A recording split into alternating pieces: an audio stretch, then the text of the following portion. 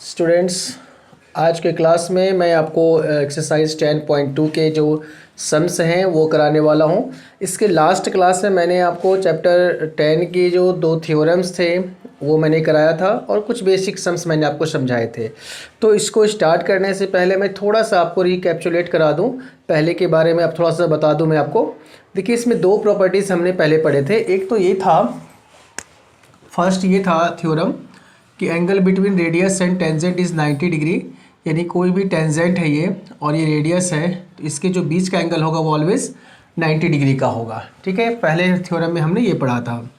Second जो theorem था उसमें हमने पढ़ा था कि tangents drawn from an external point two the circle, यानी एक्सटर्नल पॉइंट से कोई भी टेंजेंट सर्कल पे ड्रॉ होगा तो ये ऑलवेज दोनों इक्वल होंगे। तो दो थ्योरम मैंने यहाँ पे आपको बताया था।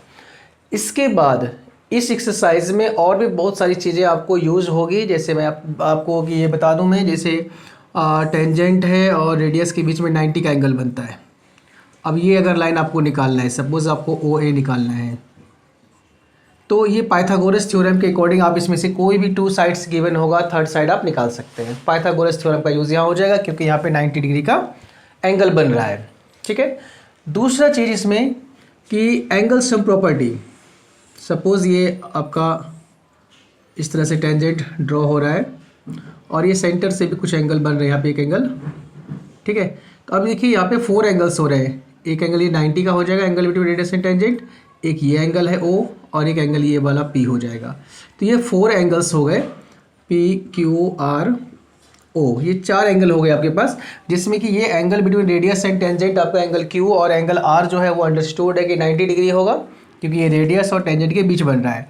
बाकी दो एंगल में से कोई एंगल गिवन हो सकता है और कोई दूसरा निकालना पड़ सकता है आपको, या फिर दोनों का सम 180 प्रूव करना पड़ सकता है। तो इस तरह से आप यहाँ पे angle sum property of quadrilateral इसका यूज करेंगे। ठीक है, यहाँ पे क्वाड्रिलेटरल बन रहा है PQOR, तो यहाँ पे angle sum property of quadrilateral का यूज करके आप इसको सॉल्व कर सकते हैं। तो इस तरह से कुछ जो छोटे छोटे सवाल थे वो इसमें बुक में है और वो मैं अभी करा नहीं रहा हूँ आपको, इसको बस समझा रहा हूँ कि ये आप खुद कर सकते हो। अब जो थोड़े इंपॉर्टेंट सम्स और थोड़े बड़े सम्स हैं वो मैं आपको करा रहा हूँ।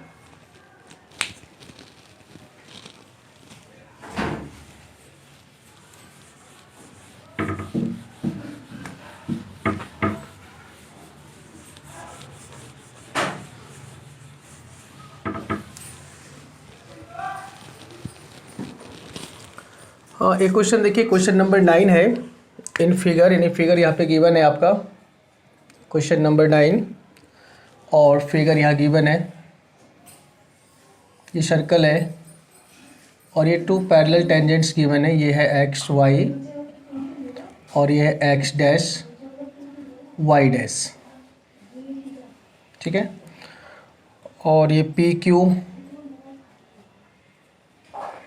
एक डायमीटर है, बट डायमीटर यहाँ पे गिवन नहीं है तो हम डायमीटर इसको नहीं लेंगे, कोड ले लेंगे PQ। और एक और टेंजेंट है इसमें AB, ये हो गया A और ये B। पॉइंट ऑफ कांटेक्ट है यहाँ पे C। ठीक है, O से A को ज्वाइन किया गया है और O से B को ज्वाइन किया गया है। ये फिगर है आपका। ठीक है, अब इसमें गिवन क्या क्या है वो देखिए। Given that XY parallel to X dash Y dash, ये दोनों लाइन आपस में पैरेलल है। सेंटर O गिवन है, पॉइंट ऑफ कांटेक्ट C है, वो क्वेश्चन में साफ दिख रहा है आपको, बस गिवन ये लिखते हैं टू प्रूव। अब हमें इसमें प्रूव करना है कि angle AOB equal to 90 degree, यानी जो एंगल O है ये वाला एंगल ये 90 डिग्री का होगा, ये हमें प्रूव करना है। चलिए अब देखिए, सबसे पहले हम क्या करेंगे, OC को ज्वाइन कर देंगे। O से C को आप ज्वाइन कर दीजिए। कंस्ट्रक्शन में लिखिए यहाँ पे construction joined O to C।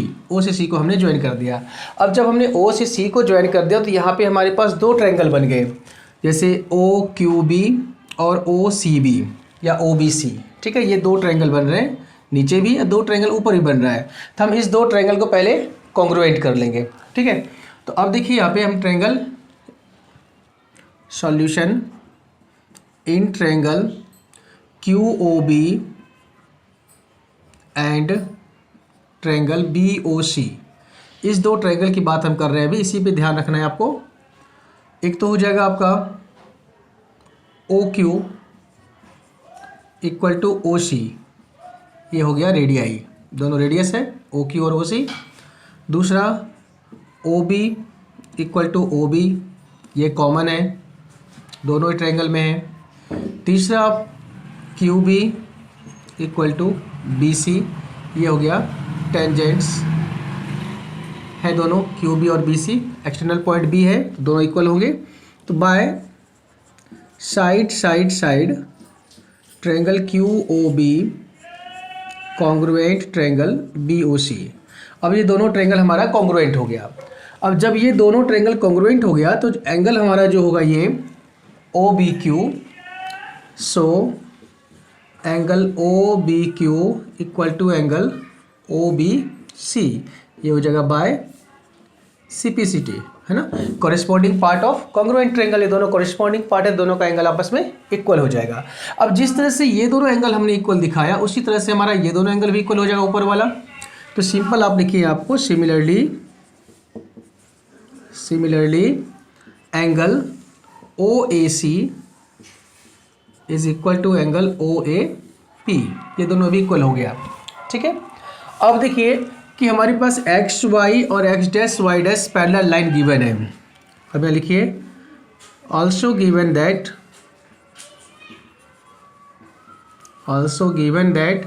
XY parallel X dash Y dash and AB is transversal, AB is transversal. अब ये पैरेलल लाइन है और ये ट्रांसवर्सल लाइन है, तो जब कोई दो पैरेलल लाइन को कोई ट्रांसवर्सल लाइन इंटरसेक्ट करती है तो को इंटीरियर एंगल्स जो होते हैं उसका सम 180 डिग्री होता है। तो जो एंगल PAC होगा, so angle PAC plus angle QBC, ये दोनों का सम हो जाएगा 180 डिग्री, क्योंकि ये है को इंटीरियर एंगल। ठीक है, अब ये दोनों ही जो एंगल है वो बाइसेक्ट हो रहा है OA और OB से, तो इसे हम 2 से डिवाइड करेंगे। अब यहाँ लिखिए डिवाइडिंग बाय 2 से जब डिवाइड करेंगे आप तो एंगल PAC का हाफ प्लस एंगल QBC का हाफ इक्वल टू हो जाएगा 180 का हाफ। अब PAC का जब हाफ करेंगे तो क्या आ जाएगा, एंगल OAC, QBC का हाफ करेंगे तो एंगल OBC इक्वल टू 90। तो ये दोनों एंगल का प्लस हमारा 90 आ चुका है, यानी कि OAC ये वाला एंगल और OBC ये वाला एंगल, दोनों का सम 90 आ चुका है। अब अगर हम जाते हैं इन ट्रायंगल AOB में जब जाओगे तो ये दो एंगल का सम 90 आ चुका है, तो थर्ड एंगल जो O है वो भी 90 का हो जाएगा। अब लिखिए यहाँ पे in triangle AOB angle OAC plus angle OBC plus angle AOB equal to 180 degree by angle sum property of triangle. अब इसमें से OAC और OBC की जो सम है वो 90 आ चुकी है, यहाँ पे 90 पुट कर दीजिए, plus angle AOB equal to 180 degree, तो एंगल AOB आ गया 180 माइनस 90 डिग्री, तो इसका आंसर आ गया 90 डिग्री। ये हमें प्रूव करना था, ये प्रूव हो चुका है। तो इस तरह से ये सवाल जो है काफ़ी इंपॉर्टेंट है, ध्यान से देखना है इसको। ठीक है, इसी तरह का एक और इम्पॉर्टेंट सवाल मैं अभी आपको करा रहा हूँ।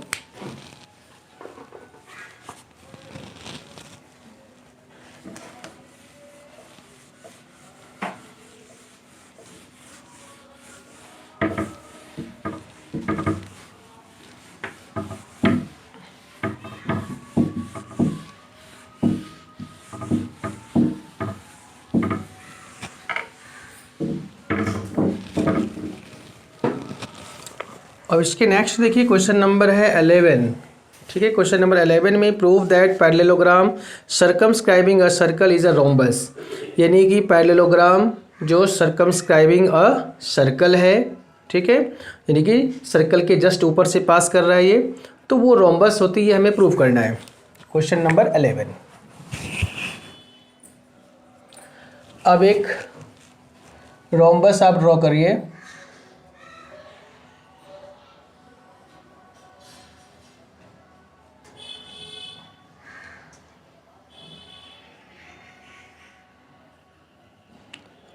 जो सर्कल के ऊपर से पास कर रहा है, तो ये हमें सर्कल यहाँ से ड्रॉ करना है इस तरह से। ये सर्कल से पास कर रहा है टच करते हुए। ABCD हमारा ये पैरेललोग्राम है और पॉइंट ऑफ कांटेक्ट है PQRS। ठीक है, अब देखिए इसमें प्रूव हमें ये करना है, prove that the parallelogram circumscribing a circle is a rhombus. Means जो ABCD है अभी ये पैरेललोग्राम है, हमें से प्रूव करना है रोम्बस। ठीक है, तो यहाँ गिवन लिखिए, पहले गिवन हो जाएगा ABCD is a parallelogram. To prove, हमें प्रूव करना है इसमें से कि ABCD इज अ रोम्बस। ये रोम्बस होगा, हमें ये प्रूव करना है। ठीक है, अब पहले आप लिख लीजिए यहाँ पे सॉल्यूशन। ये जितने भी पॉइंट्स हैं देखिए यहाँ पे A जो है, जैसे अगर हम AS और AP को देखें तो A जो होगा वो हमारा एक्सटर्नल पॉइंट है, और एक्सटर्नल पॉइंट से दो टेंजेंट खींचे गए AP और AS, तो ये दोनों आपके इक्वल होंगे। तो इस कॉन्सेप्ट पे हम इस सबको पहले इक्वेशन बनाएंगे। पहले यहाँ लिखिए, वी नो दैट